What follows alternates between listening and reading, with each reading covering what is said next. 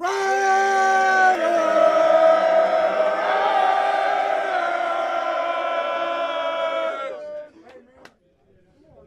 about that? How about that? How about that? Everything we talk about, ill intent, violence, physicality, execution, the will to win.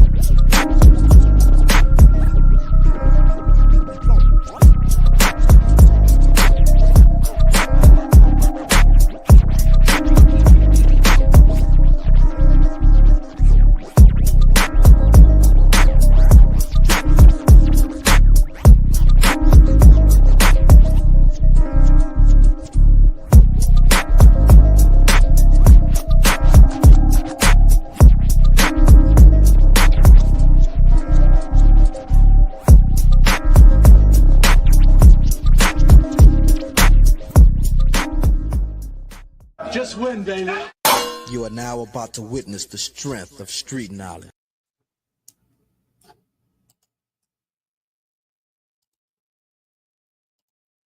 What's good, nation? This is Ralf in the building, and welcome to another episode of Straight Outta Nation. This is the Wednesday tailgate night live. No Chargers, no Chiefs, no Broncos, just Raiders, baby. And a little bit of college football, NFL, and of course, a little bit of soccer when it comes to the NFL off season, college football off season. Well, because this is a 100% pure attitude, not only on football, but also on the international soccer. So make sure to subscribe to my channel, Capitán Rafucho on YouTube. And of course, we're going to do this right now for the Big Blue Crew Sports Network. Make sure to subscribe to the Big Blue Crew Sports Network. They have the best of the best of the best of the best in sports. The best in sports for the greatest network, no doubt at all. All right, so ladies and gentlemen, after Monday, because I was dealing with some family issues, like family decisions, everything, it seems that between Las Vegas Raiders versus Atlanta Falcons, well, what can I say about this one? Another lose, another reason to tank. Well, probably to tank, but you know, this kind of be like something that I was like, are we sure we got a tank? Well, definitely it's not gonna really happen, but that's what I really thought. All right, so ladies and gentlemen, we're gonna put in this right now. So we got the winners and the losers between Las Vegas Raiders versus Atlanta Falcons. Well, the only prime time goes to Monday Night Football on ESPN. So the first one, we got the defensive tackle, Jonah Lolu.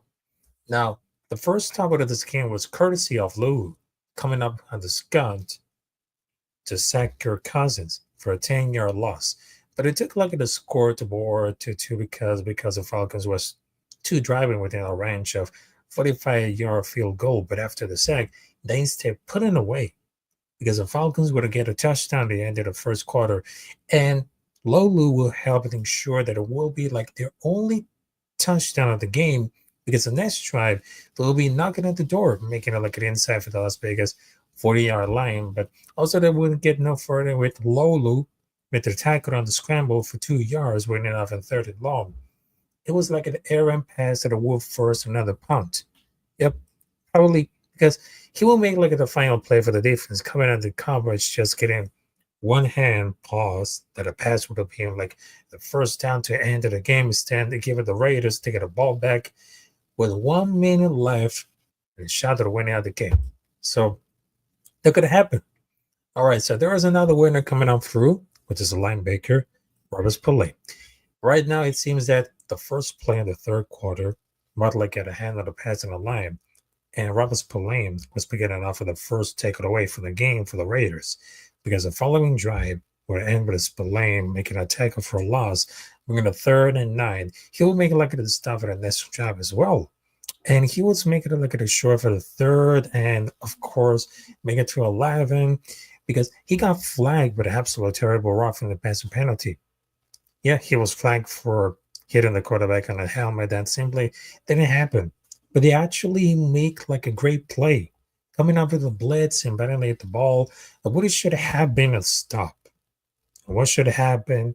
But it was like an automatic first down with a bogus penalty. But he will help the Raiders defense rally back for that stop for the Falcons anyway, 3 plays later. Also, there is another winner coming up through, which is Amir Abdullah. So they have a lot of chances. Well, not that very much, because they need to try for the touchdown late. And they got like a touchdown thanks to who? Amir Abdullah. Now, first he had a 23-yard catch-up for the first right side to put him into the first and goal at the 5. Then on the next play, he took like a short pass, broke a tackle, then straight for the end zone, dummy like at end 9 on the score, and he put it like in a position to have it a shot at the end of it as well. On 48, he just caught caught with the pause on the flat line, and just pounding out for the Whalers like a short tackle and ran for the first down, even getting out of the bounce to stop the clock. I mean, that should have happened. That should have happened a lot. All right. So after we talked about like the 3 winners of that game between Las Vegas Raiders versus Atlanta Falcons on Monday Night Football, let's check them out about those losers coming up there. There is no Gardner Minshew. There is no Aiden O'Connor because they're both injured. The first loser we're going to talk about it is Desmond Ridder. Desmond Ridder. I mean, that offense was severely hampered by the limitations of Ridder. I mean, he had several opportunities on that game provided the Raiders defense, and which he could have capitalized. I mean, the only ones at the first 3 quarters, they did under the first 50-yard line. And that one was didn't move to Atlanta territory with 2 bad throws for Raider. I mean, could you imagine about this one? I mean, sheesh. That doesn't happen a lot. That doesn't happen. And even to move to anyone, both for Brock Bowers, the first was too much lower because that was it over further where the Raiders hit it off in a long field goal. So, yep, that was as likely the wrong things were going to happen for the quarterback Desmond Ridder. I mean, that guy was a truly mess. Real mess, just like it definitely sucks. All right, so let's check them out for the comments. Salute to you. Like my brother, Big Pet Sports Talk. Ralf, was good? How's it going? So right now, not only we can talk about like the Raiders, but also we can talk about like the battle between for the first place and the draft between Las Vegas Raiders versus New York Giants. Because between both teams, they really need too bad Shador Sanders or maybe some another one. So let's get continuing with the losers, shall we? So not only Desmond Ridder has become like the worst thing, but also we got the safety Chris Smith singing Tom McMahon. But it's not related to Shane McMahon, Stephanie McMahon, Vince McMahon for wrestling. No, it's not a great thing. But when was the last time that you saw like 3 block kicks in one team in one game? Well, I can't even recall it ever seen like it before. But that's what happens in that game because 2 other block were punts. I mean, Chris Smith was the personal protector and was blocking no one's what field runner to get off an AJ Cole. I mean, one of the blocks was deflection that it caused the punch. The travel just 30 yards. 30 yards. The other wasn't a full-on block, and both gave like the Falcons great field position. Yeah, that's what I mean, because we're absolutely cooked. Yep.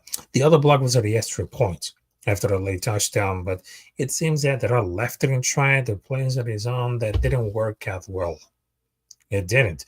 Also, they missed a tackle for a 38-yard return to the 45-yard line. I mean, that was absolutely awful. Really awful. And we got the next loser coming up there, which is Scott Turner. It was four times to start a drive inside for the own 10-yard. And despite the backing off of against the end zone, he lined up at that shot each time, oftentimes handed like the ball off. I mean, that was like a dangerous play. That doesn't mean like the runner basically has 3 yards. Just exactly 3. They have it exactly to run to the ball. They each travel the line for the scrimmage.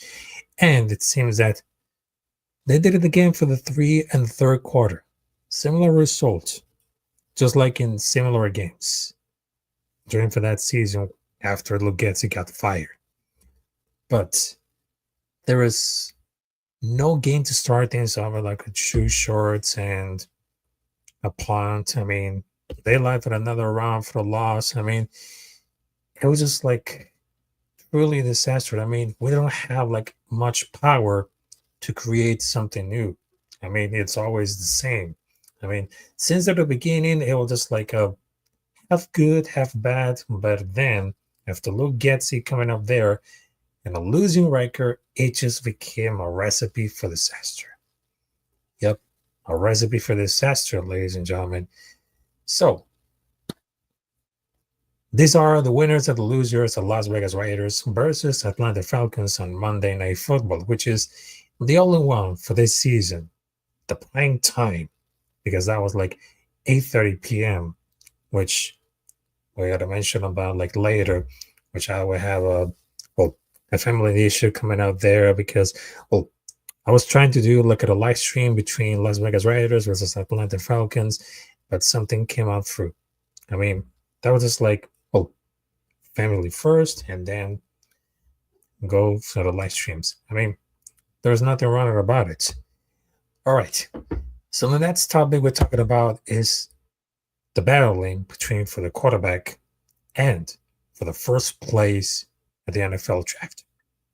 Because there was a lot of fans who went for Tank. Because what I just saw around for like the television game, they want Tank for Shador Sanders. I mean, I understand why they never rooting for the Raiders to lose. But the people who are upset that we are winning or not, when there are 2 wins and 12 losses, don't make any sense. At this point, trying to build on 2 wins in December only hurts more. I mean, if we can ride the Tank, I mean, we can go for it. But it seems that I want to see us to win because it feels very great to see, but the way has been going to way better to lose. I guarantee that we get the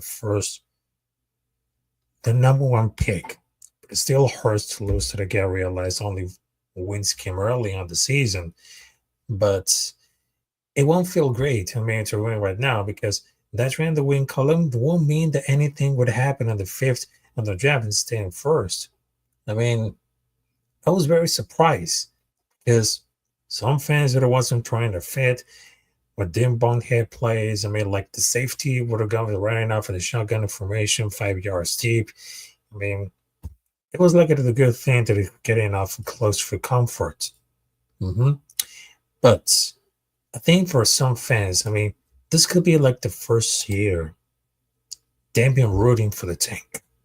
I don't think it's a word for the tanking if you get a quarterback. I mean, between Gardner Minshew, Aiden O'Connell, Desmond Rader, I mean, the 3 Stooges, 3 of them, they suck.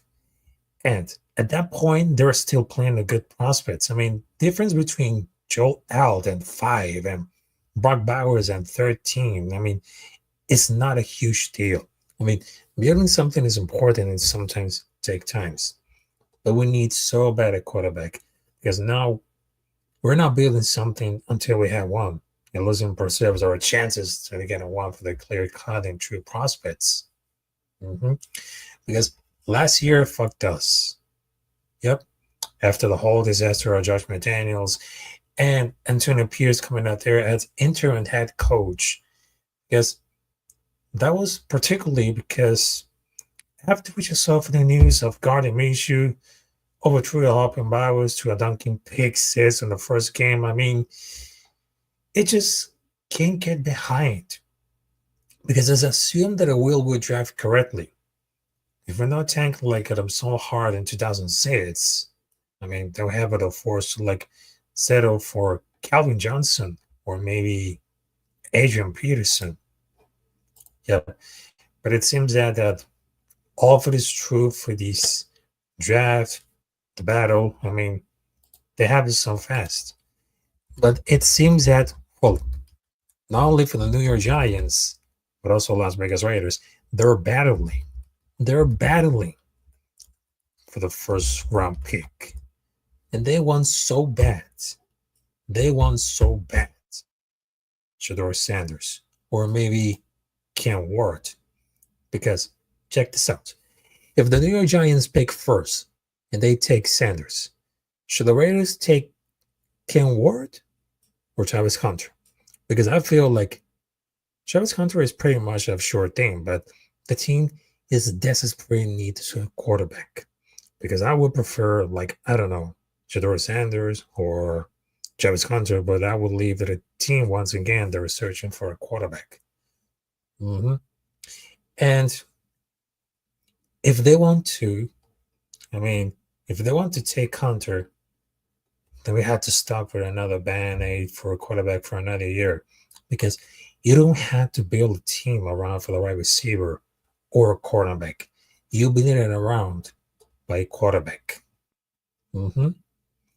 Because if the Giants could take Shedeur and leave us with War, I mean, there's nothing could excite about the Shedeur games. I mean, he just really fine at many things because he was definitely like the safer picked up.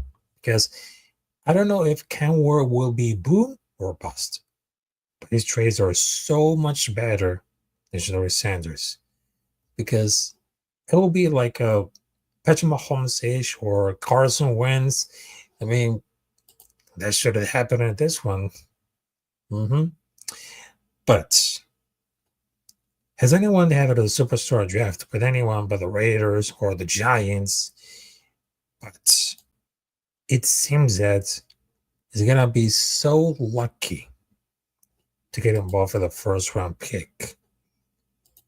And it seems that everybody go for it. And I'll be hard pressed to complain about like top 3 pick. I mean, no matter what, someone that'll make it a change is gonna be there, which is between Shedeur Sanders, Ken Ward, or maybe Travis Hunter, Dylan Gabriel. I mean, some of those guys are really awesome, but that wouldn't fit for a most important position of the sport. I mean, if anything, he will make us better. I mean, win at least like 2-3 more games, which would possibly keep us like a purgatory for many more years. Then we gotta watch for like after 4 years. And we need exactly to gamble at a quarterback this year. And I really want to know. Yep. I really want to know.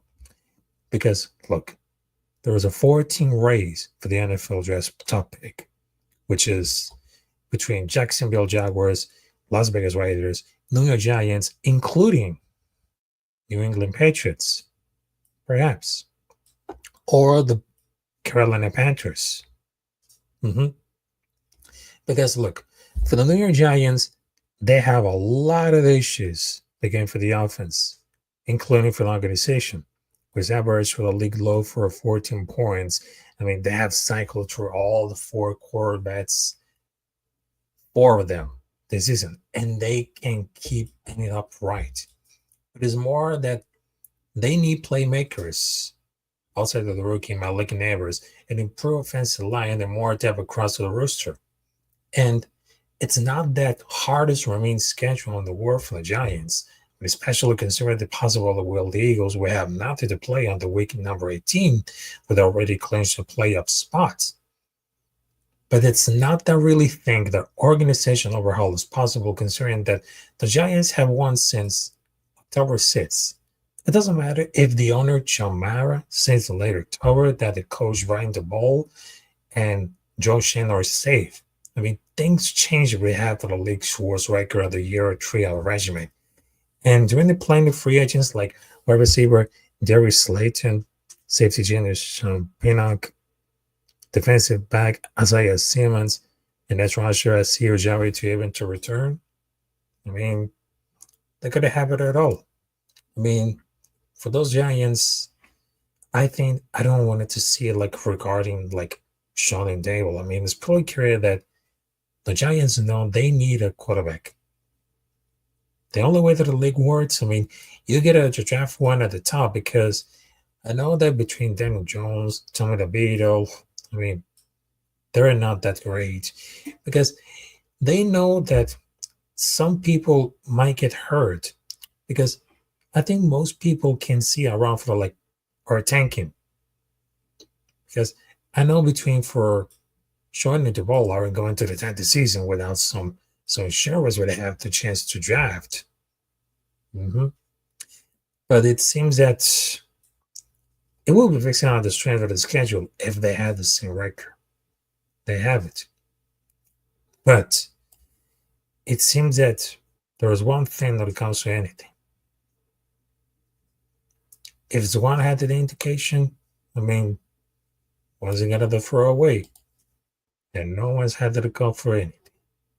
No one.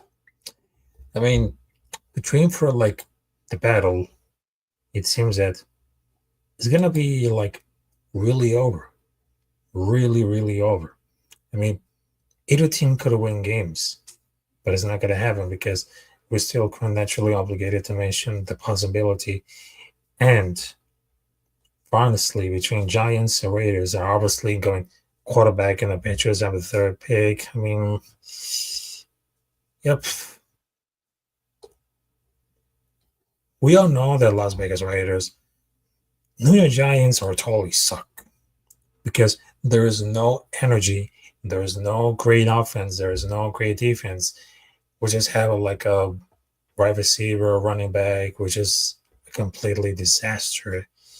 But I don't think it's gonna be like a moving ahead for some reason.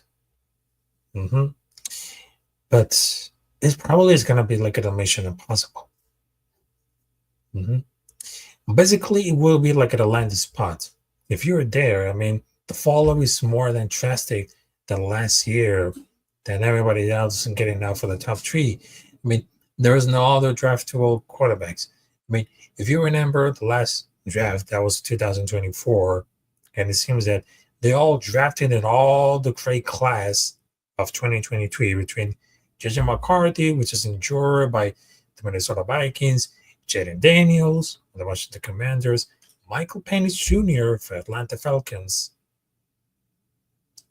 Well, Atlanta Falcons, Arizona Cardinals.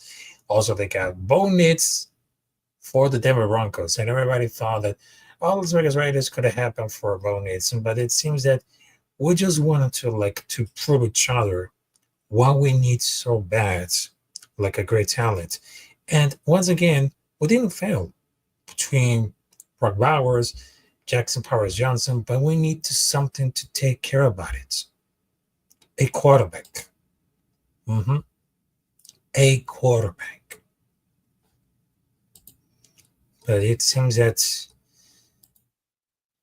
we can never lose that faith. And I'm not saying that I'm on all in or against the tank. I mean, maybe the fact that sometimes have become like energetic or delusional. But we don't have a good quarterback, but we still being able to pass the ball and have a decent rate despite having no running game to support. I mean, our defense and offense is not that very good because I don't see that forcing turnovers at a great rate, but we're definitely not losing us any games. But we need a quarterback so bad. Running game. But we have Bowers to build it around.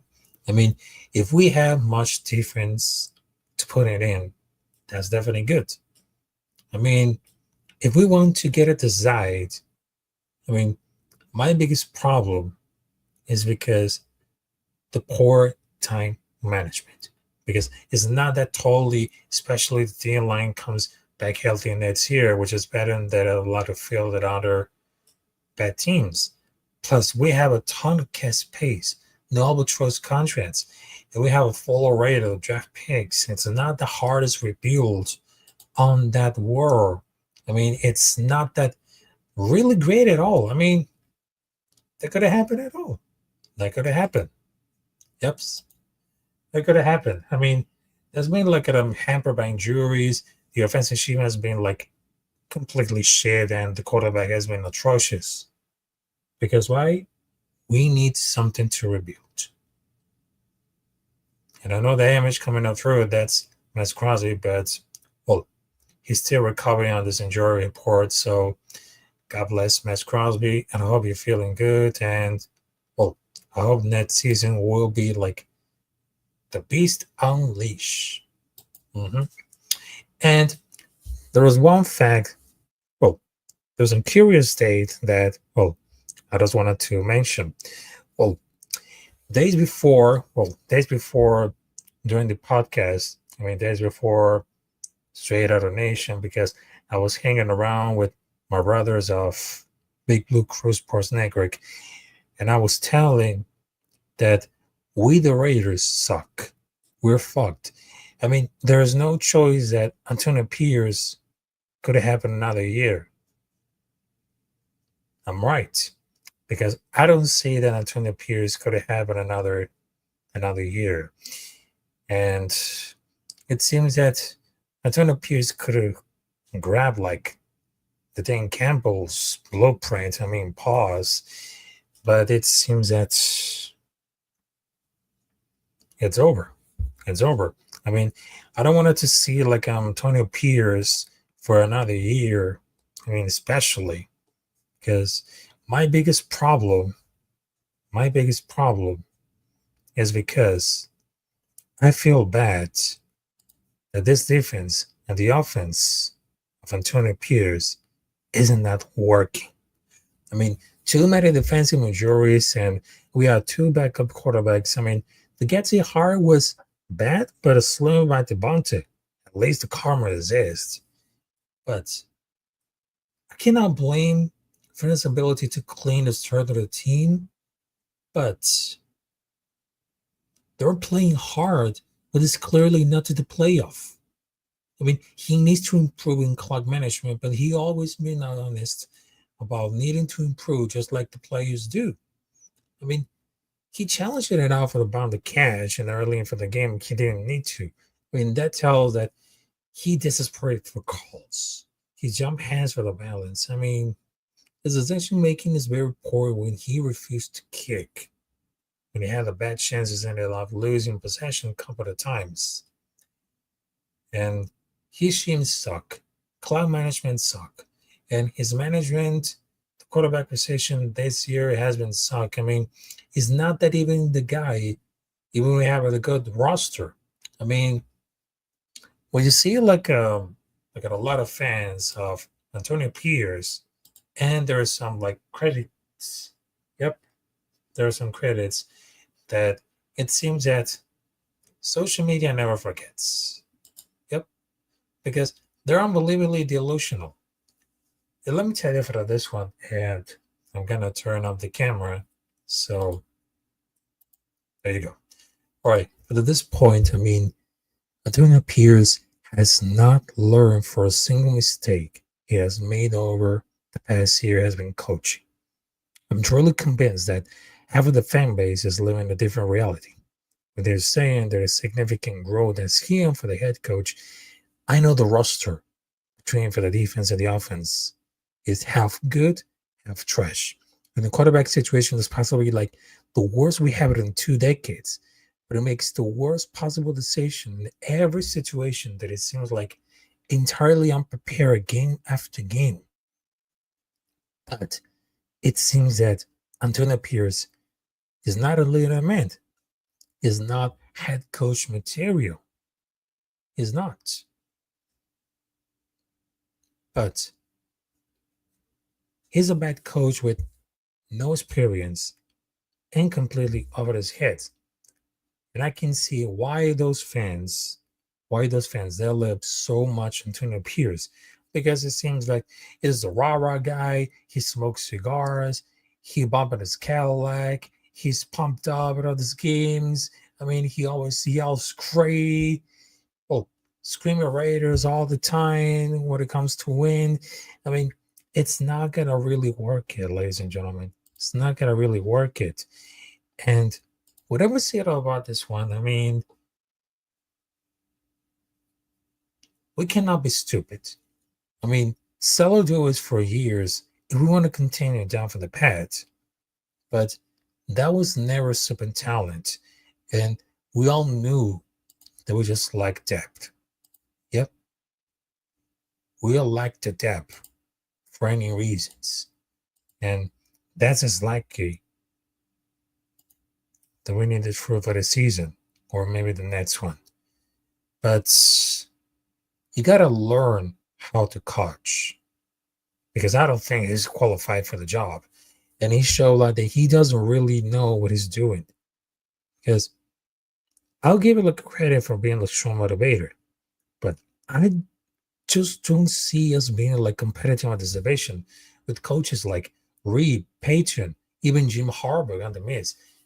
But as retained, I feel very indifferent with it comes out. I don't think he's going to be like a great head coach. But also, I don't believe that if you want to let him go, you better have the solo replacement lining up. I mean, sure. Because who needs a winning season when you got swag? That reminds me everything for like 2011. Teams without quarterbacks and rookie coaches struggle. That's what we have. I mean, team remains together with a quarterback and still looks like it. I'm all in for. But look at the new regime has become the continuation, but in reality is a new clock every time. Because I've been seeing like over plenty times. This is like the first time, not a figurehead when the coach and owner are running for the show. It's hard, but it's not fun. But then making it like at the front office, it makes sense. Well, not very, very good enough for that, but it seems that could be over for any reasons. For any reasons, just like that. And well, what happened about this time? It seems that it's gonna be so much over. So much over. I mean, they want you to believe he gave it like an authority to start mentioning Samir White. That was like really bad, because that was like at a lost cause. Because I'm not gonna willing to saying that, but he showed nothing that suggests that he's going to like at a good point at this point. I mean, what are those issues? I mean, if you want to fight, the most important for a coach is not going to be on the hot seat. We had to bring a successful head coach who will pick that really fits at all. I mean, if it doesn't, I mean, Mark Davis, he needs to sell or get someone that knows what they're doing, because I know that Vegas is a bad choice in coaching, because we're just like an amusement attraction for another teams with our stadium. And he doesn't care what every week is not on by business fans. We all knew that that's going to happen. I mean, he won't commit to the money or a like quarterback or a running back or even a like coach because he has what he wants. So there's nothing to really to change. I mean, that could have happened at all. That could have happened. hmm So after that, I was talking about like Antonio Pierce and Raiders versus Giants going head to toe between for like the battle of the first place of the NFL or the NFL draft. But it's getting the worst. All right, so here is a schedule for this week of the NFL because tomorrow will be Denver Broncos versus Los Angeles Chargers. On Saturday, which they have between college football and NFL, because they have Houston Texans versus Kansas City Chiefs and Pittsburgh Steelers versus Baltimore Ravens. And then on Sunday, they have New York Giants versus Atlanta Falcons, Detroit Lions versus Chicago Bears, Arizona Cardinals versus Carolina Panthers, Los Angeles Rams versus New York Jets, Philadelphia Eagles versus Washington Commanders, Cleveland Browns versus Cincinnati Bengals, Indianapolis Colts versus Tennessee Titans, Minnesota Vikings versus Seahawks, New England Patriots versus Bills, the Buffalo Bills, Jacksonville Jaguars versus Las Vegas Raiders, San Francisco 49ers versus Miami Dolphins, Tampa Bay Buccaneers versus Dallas Cowboys, and New Orleans Saints versus the Green Bay Packers. So that will be like the week number 16 of the NFL. And well, believe me or not, I mean, this year on the Fantasy Football League, I mean, that was something that I was like truly amazing, to be honest. I mean, for the first time that I was like, I don't know, a few years ago, I mean, I really sucked the Fantasy Football League. And then this season, I became like, I don't know, first one, second round. I mean, shout out to Wee Raider, the Go 209, Josh. I mean, it's not that really easy to create a roster with so many superstars and maybe underdogs. Yep. Underdogs, ladies and gentlemen. But it seems that, well, for me, creating like the roster for the Fantasy Football League is not that really easy. You had to wait until the waiver report. I mean, some players that became on wave, became free agents. I mean, it's not that really easy coming up there. Yep. And sometimes it doesn't really fuck them, but you know, it gives you like a lot of great things to share, new friends, and of course, new motivation. Yeah, new motivation to keep on it. And of course, you had to learn a lot of more of the football. So that could be it. That could be it. All right. So after that, we're gonna talk about the college football, which is this Friday and Saturday. They have the college football playoffs. Yep, the college football playoffs, ladies and gentlemen. Because it seems that we're almost getting close in there. We almost getting close in there, the first round of playoffs. And we just see a look at the more information that the Washington State quarterback John Mateer transfers to Oklahoma. And that was like really unexpected. I mean, they cannot wait for the Washington State fans to somehow stabilize and sort of the kind of trade like at just in time for this happen to them for the next year. I mean, that was like a cautious optimism. There has a flame, there has a name. I mean, they're gonna happen. I mean, Mateer has more yards by himself in 2024 than the entire offense of Ohio State they did in 2024. I mean, that was like a completely boomer. Completely boomer. But it seems that, well, between for those teams, I mean, probably they're getting ready for the next one. I mean, between for the speed, production, ability, I mean, they've been so bad to see the defense pairing off with the passable offense. I mean, if they wanted to get fewer like a offensive line, wide receiver, and see what they could do for the next year. I mean, the secondary has to do like at a lot of things better. I mean, the problem is not dead. It's not dead yet. It's not that really dead, and they just wanted to pass it on. Passing it on, ladies and gentlemen. All right. So we're training for like the playoffs, and it seems that there's gonna be so much happening when it comes to favoritism and underdogs. Underdogs. Because it seems that they're putting on the shelf. Do you? I mean, what could more happen than to see how much and that is so much important to get involved. I mean, those for the playoffs, I mean, for the first time between for like the NCC championship, I mean, that could have really happened. And for the bowl season, I mean, some teams couldn't make it, some teams couldn't make it enough. But there is like a more interesting games than we wanted to anything. All right, so between the college football playoff, if my internet doesn't involve for this one. All right, so between for the December 20, they have Indiana versus Notre Dame, which is a non-bowl game, which is the first round.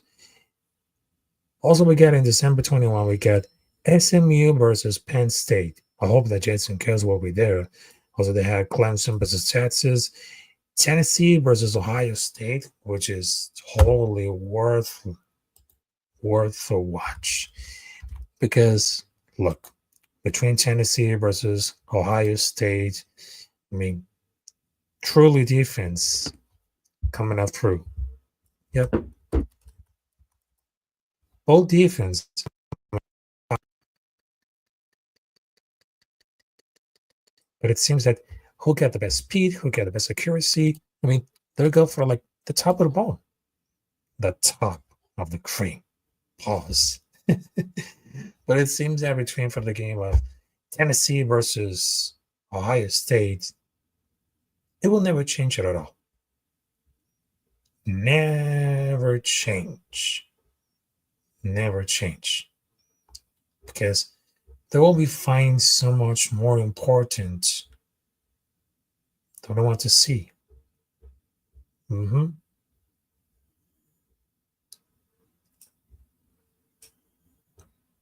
Because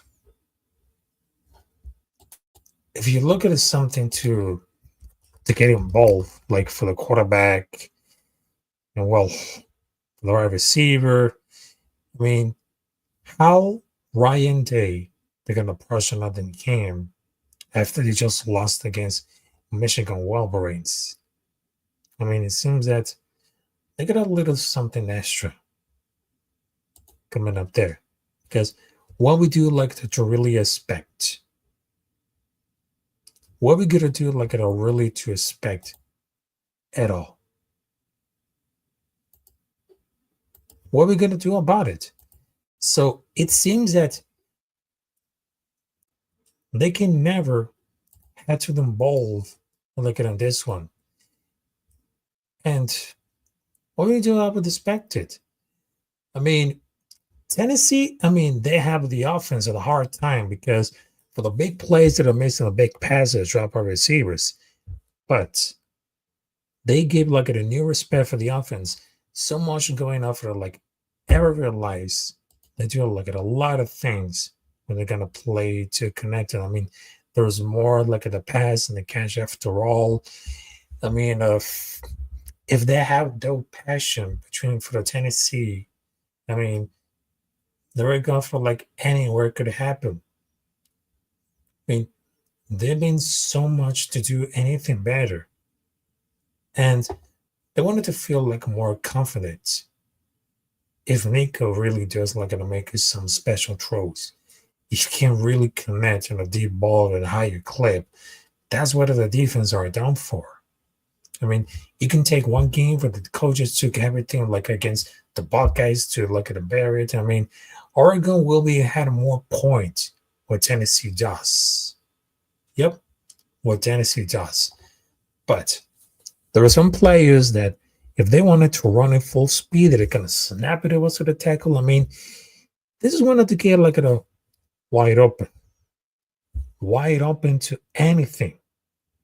I mean, if they're gonna read so much passion, I mean, if you wanted to see look at Nico for some to throw over like Alberman downfield when it comes in some games, I mean, that was like a legit. I mean, but also he shared like a misses on touchdown, but it wasn't that really confident that we want to see. Hey, that could be like a really good time about it. They could have never gonna change at all. Yep. They gotta never get to change at all. But what we could have expected about this? What you would have expected? I mean, it could be like a sign of cards, but they won't quick obsessing to put it up there. If they want to see about it, I mean, is anyone going? Is everyone going to like go to this battle? But it's because it's really important in college football. Because between for Nico, Brian Thomas Johnson, I mean, he really goes off. He really goes off for like to anything at all. And they got a little to see like a 200 attendance, but it's not gonna be like a more frustrated to anyone. But between for like the experience, the coaching, I mean, he really cares a lot. Really cares a lot for this one. So it seems that between for the Tennessee versus Ohio State, I will give like the Tennessee Volunteers to take over against Ohio State, because I know for a fact that on the college football, because I was learning a lot of this one. I mean, Ohio State sucks. Ohio State sucks. Because all for the defense on Tennessee could be a really danger at all. And between for Clemson versus Texas, I mean, man, what can I tell it about this one? What can I tell it about this? This could be looking really, really good to see about it. Really good. And, can Texas really offensive line and the Clemson defensive line? That'll be the sign for that game. That'll be the sign. But I think that Texas is a team that I can see around the table and winning the whole thing or going to stumbling under the first round. But I think it's going to be like a really close game. Yep, really close game. But Texas only lost for red teams for Georgia. Clemson is not red, but it's not for Georgia. It's not, because it's orange. I mean, there could be like a really part of exactly. It doesn't get like too far. I mean, can Texas online hold up against Clemson's? Can Clemson offense create the points without the defense setting up for the good positions? Can Texas find a quick passing game that are worth sort of will they around the ball? That should be like a really like a biggest mismatch of round. But then negative issue for like the Texas holding line is struggling against for the talented calls point average. It's not that very productive. Clemson has very offensive issues, to be fair. But if the defense can help to create the points like they did at SMU, they have a shot. they have a shot. I mean, if they wanted to go to Texas, I mean, it's very close that it should be like a winning surprise that Clemson pulls off the upset. I mean, this happens like at a lot of fun storylines. High school rivals and Queen made in the game. I mean, it's gonna be like at a CK that the big tree turns out that into like a series of Friday Night Lights, having fun and hearing up for big plays. But it seems that Clemson has all the potential that comes for the entire playoff. That will send like at the first off for like bringing like at a team that will not be like at a capital season with a natty. But the offense, they need to stay to figure it out to run the ball and stay at the schedule and stay ahead of the chains. I mean, K needs sort of the best game of the career. Again, getting Tyler Brown is like a really huge. Getting Tyler Brown is going to be huge. And when it comes to look at a last minute drive, I mean, it takes like a really good time, but he really jumps out of the first drive drew. So I was saying that, oh, probably they're going to make it right between like this one. Yep. This one. So, ladies and gentlemen, I just wanted to tell you because I'm gonna shut this out right now. So after that, I was talking about like between the issues between the peers, a lot of things of college football. Oh, maybe I wasn't that really surprised me at all. Of course, the review of Atlanta Falcons versus Las Vegas Raiders, because the next week we have Las Vegas Raiders versus Jacksonville Jaguars and the New York Giants versus Atlanta Falcons. And I just wanted to tell you, like, in front of those persons who are watching this one, because right now we're getting ahead to the most wonderful time of the year, Christmas. Yep, it's getting closer to the next week. Next week will be Christmas, and the another week it will be the New Year's Eve, New Year's Day. And I just wanted to tell you, you gotta share with your family, because, like I said it before, I'm not gonna live streaming 24/7 because I have some bigger things to do, better things with my family. You gotta share those times with the family and never disappoint. Because, well, if you see some of the IG stories, because I was making like hallacas, some kind of like a Venezuela tamales. Yeah. And it was so great. And I would love to do it again because I know that I have a great passion of cooking. Yep. Great passion of cooking. But it seems that you had to share it with the whole family when it comes to Thanksgiving, Christmas, New Year's Eve. Because I know life could be tough, but it seems that family is the greatest thing in your life. You can never forget. Never forget. So that's why I'm going to say it family first and then live stream.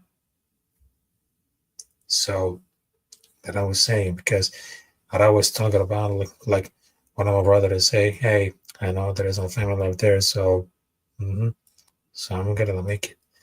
All right, so ladies and gentlemen, I just wanted to tell you, salute to y'all, and of course I will see you there in the next episode of Straight Outta Nation, and probably between for like this week of Christmas and New Year's Eve. Maybe I should drop a live stream, or maybe not, because there are so many things to share with the family. So make sure to subscribe to Capitán Rafucho on YouTube, and of course, make sure to subscribe to the Big Blue Crew Sports Network on YouTube.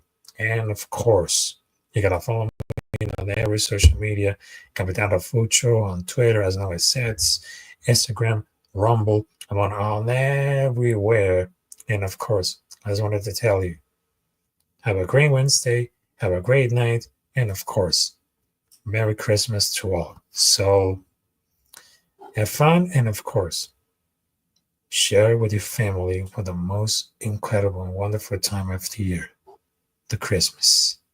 So have a good night, And peace out. We'll see you there. And we're out of here.